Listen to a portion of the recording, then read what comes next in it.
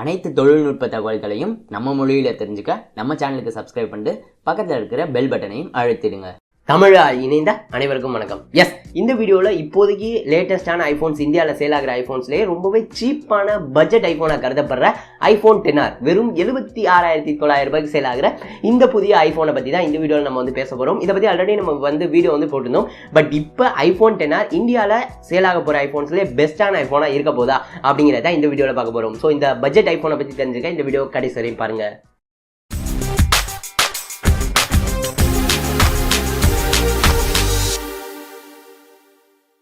iPhone XR. So இந்த iPhone XR பற்றி பார்க்குறதுக்கு முன்னாடி நம்ம ஒரு விஷயம் பார்க்கணும். இப்போதைக்கு கரண்ட்டாக இந்தியாவில் சேல் ஆகிற பெஸ்ட்டான பாப்புலரான ஐஃபோன்ஸ் எது அப்படின்னு சொல்லி பார்த்தீங்க அப்படின்னா, பல வருடங்களுக்கு முன்னாடி iPhone 6 மற்றும் iPhone SE அப்படிங்கிறது மறுக்க முடியாத உண்மை. ஸோ iPhone SE பார்த்தோம் அப்படின்னா 19,000 அந்த ரேஞ்சில் சேல் ஆகிருக்கு. என்னுடைய பர்சனல் எக்ஸ்பீரியன்ஸ்லேயே கொஞ்ச நாட்களுக்கு முன்னாடி பார்த்தோம் அப்படின்னா 20,000 ரூபாய் ரேஞ்சில் எது பெஸ்ட்டான ஃபோன் வாங்கலாம் அப்படின்னு சொல்லி ஒரு நண்பர் கேட்டப்போ போக்கோ ஃபோன் வாங்க அப்படின்னு சொல்லி நான் சொன்னப்போ அவர் கடைசியில் சூஸ் பண்ண ஸ்மார்ட் ஃபோன் iPhone SE. காரணம் பார்த்தோம் அப்படின்னா, போக்கோவோட இது என்னடா பெட்டர் அப்படின்னு சொல்லி கேட்டப்போ அவர் சொன்ன பதில் என்ன அப்படின்னா, அது என்னதான் இருந்தாலும் ஆண்ட்ராய்டு தானே, ஐஃபோன் மாதிரி வருமா. ஸோ இந்த ஒரு காரணத்தினாலே iPhone SE மற்றும் iPhone 6 இந்தியாவில் ரொம்பவே பாப்புலராக இருக்குது அப்படிங்கிறது மறக்க முடியாத உண்மை. இப்போ iPhone XRக்கு வரலாம். iPhone XR 76,900 ரூபாய்க்கு ஸ்டார்ட் ஆகுது. 64GB மாடல் இந்தியாவில்.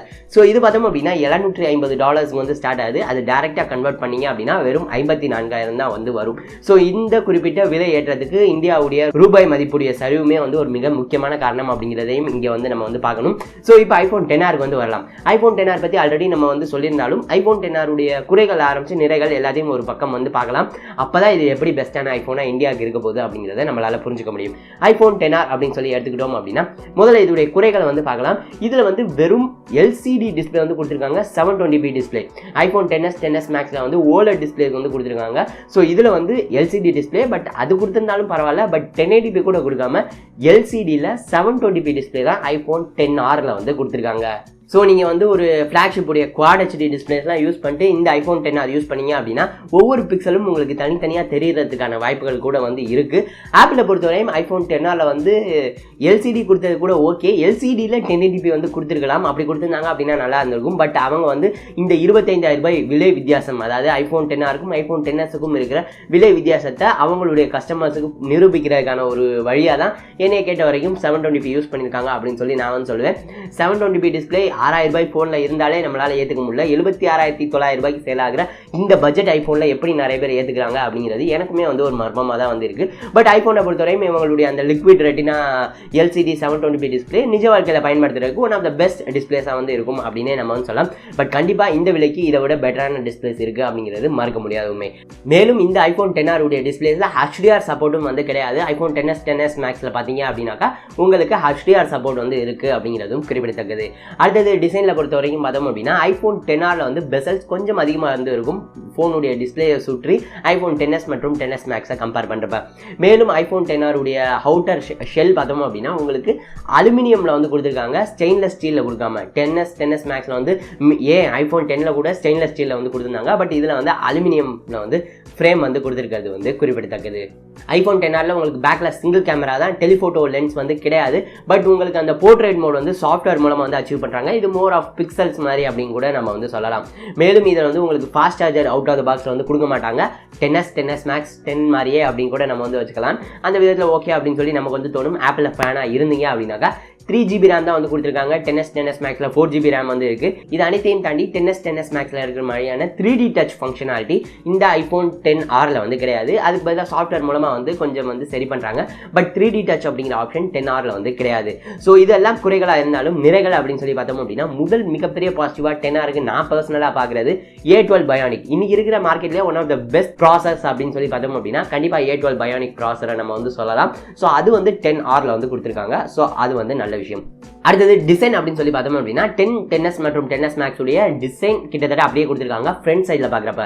ஸோ 10ஐயும் XS Maxஐயும் XRஐயும் சைட் பை சைடாக கையில் வச்சு பார்த்தீங்க அப்படின்னாக்கா டிசைனில் அவ்வளோ பெரிய வித்தியாசங்கள் வந்து பார்க்க முடியாது. நான் முன்பே குறிப்பிட்ட அந்த பெசல்ஸ் கொஞ்சம் அதிகமாக இருக்குது அப்படிங்கிறதை தாண்டி டிசைனில் ஒரு மிகப்பெரிய வித்தியாசம் வந்து இல்லை. இது வந்து 10R ஒரு மிகப்பெரிய பாசிட்டிவ். அடுத்தது face ID. So second generation face ID வந்து கொடுத்துருக்காங்க. 10Rல 10Sல இருக்கிற அதே ஃபேஸ் ஐடி வந்து கொடுத்துருக்காங்க.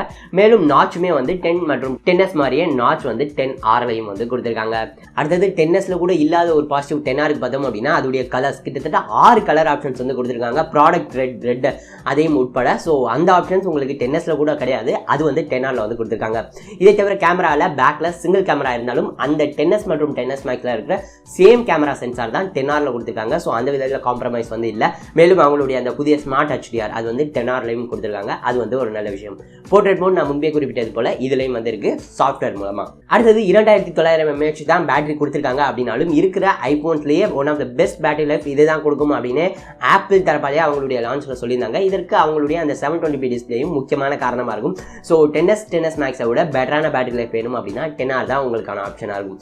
ஸோ இப்போ நான் வரையும் சொன்ன எல்லாமே குளோபலான யூசர்ஸுக்கும் பொருந்தும். பட் இந்தியாவில் குறிப்பாக இது வந்து one of the best selling ஐஃபோன்ஸாக இருக்கிற மிக முக்கியமான காரணமாக இருக்க போகிறது டுவல் சிம் சப்போர்ட்.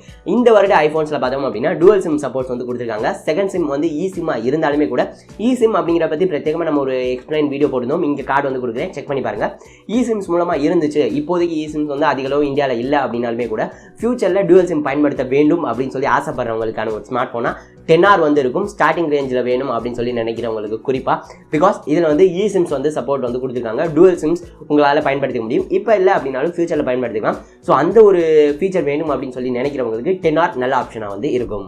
இது அனைத்தையும் தாண்டி ஒரு மிக முக்கியமான அம்சமாக 10R வாங்குறவங்களுக்கு இருக்க போகிறது எல்லா ஐஃபோன்ஸ் வாங்குறவங்களுக்கும் இருக்கிற அப்டேட்ஸ் மற்றும் அவங்களுடைய அந்த யூசர் எக்ஸ்பீரியன்ஸ். ஸோ iOS அப்படிங்கிற யூசர் எக்ஸ்பீரியன்ஸையும் தாண்டி அப்டேட்ஸில் ஆப்பிள் வந்து என்றைக்குமே காம்ப்ரமைஸ் வச்சதில்லை. எப்பயோ அந்த ஐஃபோன்ஸ் கூட இன்றைக்கி வரையும் அப்டேட்ஸ் கொடுத்துருக்காங்க. ஸோ அதுவுமே மிக முக்கியமான அம்சமாக இருக்குது ஐஃபோன்ஸ் வந்து வாங்குறவங்களுக்கு. அவங்களுக்கு 10Rமே வந்து அவங்களுக்கு இன்க்ளூடட் தான் அப்படிங்கிறது தான் குறிப்பிடத்தக்கது. ஸோ இப்போ இது எல்லாமே ஓகே, ஐஃபோன் 10R பற்றி தெரிஞ்சுக்கிட்டாச்சு. பட் 10R இந்தியாவில் பெஸ்ட் செல்லிங் ஐஃபோனாக இந்த வருடத்தில் இருக்க போகிறதுக்கான பார்க்குறதுக்கு முன்னாடி ஒரு 2 ரிப்போர்ட்ஸ் நம்ம வந்து பார்க்கலாம். கவுண்டர் பாயிண்ட் ரிசர்ச் அப்படிங்கிற அவங்க பார்த்தோம் அப்படின்னா இந்தியாவில் இப்போதைக்கு சேல் ஆகிற ஸ்மார்ட் ஃபோன் மார்க்கெட்டில் ஆப்பிளுடைய மார்க்கெட் ஷேர் வெறும் 1% அப்படின்னு சொல்லியிருக்காங்க. 100 ஸ்மார்ட் ஃபோன் விற்கிது அப்படின்னா அதில் வெறும் ஒரு ஃபோன் தான் ஆப்பிளுடைய ஐஃபோனாக வந்து இருக்குது அப்படிங்கிற போல சொல்லியிருக்காங்க.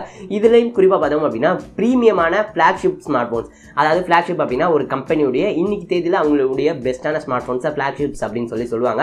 ஸோ இந்த ஃப்ளாக்ஷிப் ஸ்மார்ட் ஃபோனுடைய மார்க்கெட்டில் OnePlus தான் நம்பர் 1 இடத்துல இந்தியாவை பொறுத்தவரையும் இருக்காங்க அவங்களுடைய OnePlus 6 மூலமாக. ஸோ அந்த விதத்தில் அவ்வளவா மார்க்கெட் ஷேர் இல்லை அப்படின்னாலும் ப்ரீமியமான ஸ்மார்ட் ஃபோன்ஸ் வாங்கணும் அப்படின்னு சொல்லி நினைக்கிறவங்க ஒன் ஆஃப் த பெஸ்ட்டாக ஐஃபோன்ஸையும் கன்சிடர் பண்ணுறாங்க அப்படிங்கிறதும் குறிப்பிடத்தக்கது. இதை தவிர அடுத்த ரிப்போர்ட் பார்த்தோம் அப்படின்னா இந்த வருடத்துடைய ஐஃபோன்ஸ், அதாவது iPhone 10R 10S மற்றும் 10S Max அப்படிங்கிற இந்த 3 ஃபோன்ஸில் அதிகபட்சமாக விற்க போகிற ஃபோன் iPhone 10R தான் அப்படிங்கிறது குளோபலான ரிப்போர்ட் ஒன்று வந்து இருக்குது. அதாவது இந்த வருடம் ஆப்பிளுடைய ஐஃபோன்ஸில் அதிகபட்சமாக சேல் ஆக போகிற iPhone 10R 55-60% ஐஃபோன்ஸாக வந்து இருக்க போகுது அப்படிங்கிற போல சொல்லியிருக்காங்க. ஸோ இந்த வருடம் ஆப்பிள் வந்து ஒரு 2 ஃபோன்ஸ் விற்கிறாங்க அப்படின்னா இந்த வருட ஃபோன்ஸ்குள்ளே அதில் ஒரு ஃபோன் iPhone 10R இருக்கும். 10S மற்றும் 10S Max இணைந்து ஒரு ஃபோனாக இருக்கும். ஸோ இந்த ரேஷியோவில் தான் வந்து இருக்க போகுது. ஸோ 10Rக்கு ஒரு மிகப்பெரிய பங்கு இருக்குது அப்படிங்கிறது இந்த குளோபலான ரிப்போர்ட்லேயே நமக்கு வந்து தெரியுது. ஸோ ப்ரைஸ் சென்சிட்டிவான இந்தியன் மார்க்கெட்டுக்கு வரப்போ 10R உடைய பெர்சன்டேஜ் வந்து சேல்ஸில் கண்டிப்பாக இதை விட பெட்டராக இருக்கும் அப்படிங்கிறது குறிப்பிடத்தக்கது. பட் இந்த 76,900 ரூபாய்க்கு ஸ்டார்ட் ஆகிற iPhone 10R விட மச் பெட்டரான ஆப்ஷன்ஸ் ஆண்ட்ராய்டில் இருக்குது. எப்பயுமே எல்லா ஐஃபோன்ஸுக்கும் இருக்கிற மாதிரி Pixel 3 நம்ம எடுத்துக்கிட்டோம் அப்படின்னா நாச் வந்து கிடையாது.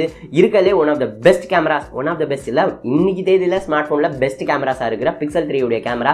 இது வந்து உங்களுக்கு Pixel 3ல 71,000 அந்த ரேஞ்சில் வந்து கிடைக்கும் இந்தியாவில். இதை தவிர Note 9 இந்தியாவில் அவங்க வந்து மேனுஃபேக்சர் பண்ணுறதுனால ரொம்பவே கம்மியான காஸ்ட்டில் வந்து கிடைக்குது. iPhone 10R கம்பேர் பண்ணுறப்ப Note 9ல Quad HD டிஸ்பிளே கொடுக்குறாங்க. S Pen dual cameras, 6GB RAM, 4000 mAh battery மற்றும் உங்களுக்கு ஃபிங்கர் பிரிண்ட் சென்சார். இது எல்லாமே உங்களுக்கு Note 9ல வந்து உங்களுக்கு வந்து கிடைக்கும். மேலும் குறிப்பாக நம்ம நேற்று நம்மளுடைய சோஷியல் மீடியா ஹேண்டில்ஸில் ஒரு போல் வந்து வச்சிருந்தோம். நீங்கள் என்ன ஃபாலோ பண்ணலாம் அப்படின்னா முக்கியமாக ட்விட்டர் மற்றும் இன்ஸ்டாகிராமில் மறந்துடாம ஃபாலோ பண்ணிக்கோங்க. அந்த போலில் பார்த்தோம் அப்படின்னா 77,000 உங்களுடைய பட்ஜெட்டாக இருந்துச்சு அப்படின்னா Pixel 3 வாங்குவீங்களா, அதாவது எக்ஸல் இல்லாமல் Pixel 3 வாங்குவீங்களா இல்லை iPhone 10R வாங்குவீங்களா அப்படின்னு நம்ம வச்ச போல மோஸ்ட் ஆஃப் த போல்ஸ் பார்த்தோம் அப்படின்னா Pixel 3 தான் லீடிங்கில் வந்து இருந்துச்சு நம்மளுடைய நண்பர்கள் ஓட் பண்ணதில். ஸோ இது அனைத்தையும் தாண்டி ஐஃபோன் 10R பெஸ்ட் செல்லிங்காக வரணும் அப்படின்னா ஐஃபோன் 10R வாங்குறவங்க நிறைய இருக்கணும். ஸோ இந்த ஐஃபோன் 10R நிறைய வாங்க போகிறவங்க யார் அப்படின்னு சொல்லி பார்த்தீங்க அப்படின்னா ஓல்டரான ஐஃபோன்ஸ், அதாவது ஐஃபோன் 6s 7s 8s இதுலேருந்து ஒரு புதிய ஐஃபோன் இந்த வருடத்துடைய ஐஃபோனுக்கு அப்கிரேட் ஆகணும் அப்படின்னு சொல்லி ஆசைப்படுறவங்களுடைய முதல் சாய்ஸாக ஐஃபோன் 10R இருக்க போகுது அப்படிங்கிறது மறக்க முடியாத உண்மை. பிகாஸ் 10s Max உடைய விலை இந்தியாவில் 1 லட்சத்தை தாண்டி வந்திருக்கு. 77,000 அப்படிங்கிறது கிட்டத்தட்ட அப்ராக்சிமேட்டான கணக்குப்படி பார்க்குறப்ப 75,000 அந்த ரேஞ்சில் பார்வையில் வந்து விழுகும். 25,000 ரூபாய் கம்மியாக இருக்கிற ஸ்மார்ட் ஃபோன் சேம் ப்ராசரோட அப்படிங்கிறப்ப சேம் லுக்ஸோட அப்படிங்கிறப்ப அவங்க அப்கிரேட் ஆகிறதுக்கான வாய்ப்புகள் அதிகமாக இருக்குது ஐஃபோன் 10Rக்கு. பட் நீங்கள் ஐஃபோன் 10 வச்சுருந்தீங்க அப்படின்னா கண்டிப்பாக அப்கிரேட் பண்ணாதீங்க அப்படிங்கிறது என்னுடைய தனிப்பட்ட கருத்தாக வந்து இருக்குது. பட் இந்த மாதிரியான பழைய யூசர்ஸ் வந்து மறுபடியும் ஐஃபோன் 10Rக்கு அப்கிரேட் பண்ணுறதுக்கான மிக முக்கியமான காரணம் இந்த ஆப்பிளுடைய ஈக்கோ சிஸ்டம் அப்படின்னு சொல்லப்படக்கூடிய ஒரு விஷயம் தான். இதற்கு அப்டேட்ஸ் ஒரு மிக முக்கியமான காரணமாக இருந்துச்சு அப்படின்னாலும் அவங்களுடைய யூசர் எக்ஸ்பீரியன்ஸ் உட்பட பல்வேறு காரணங்கள் உட்பட ஆப்பிளுடைய ஐஃபோன்ஸில் இருந்துட்டு மறுபடியும் ஐஃபோனுக்கு அப்கிரேட் ஆகிறவங்க தான் அதிகம் அப்படிங்கிறது குளோபலான ரிப்போர்ட். இந்தியாவிலையும் அது வந்து அப்ளிகபிள் தான். ஸோ பழைய ஐஃபோன்ஸ் வச்சிருக்கிறவங்க 10s Max வாங்குறத விட 10R வாங்குறதுக்கான வாய்ப்புகள் அதிகமாக வந்து இருக்குது, குறிப்பாக இந்தியாவில் அவங்களுடைய சேல் விலையை வச்சு. அடுத்தது ஐஃபோன்ஸ் ஒரு ஸ்டேட்டஸ் சிம்பிளாக பார்க்குறவங்க 76,000 ரூபாய் பட்ஜெட்டில் ஒரு ஃபோன் வாங்கணும் அப்படின்னு சொல்லி நினைக்கிறப்ப கண்டிப்பாக 10R தான் வந்து வாங்குவாங்க. மச் பெட்டரான Pixel 3 Note 9 ஆப்ஷன்ஸாக இருந்தாலுமே கூட.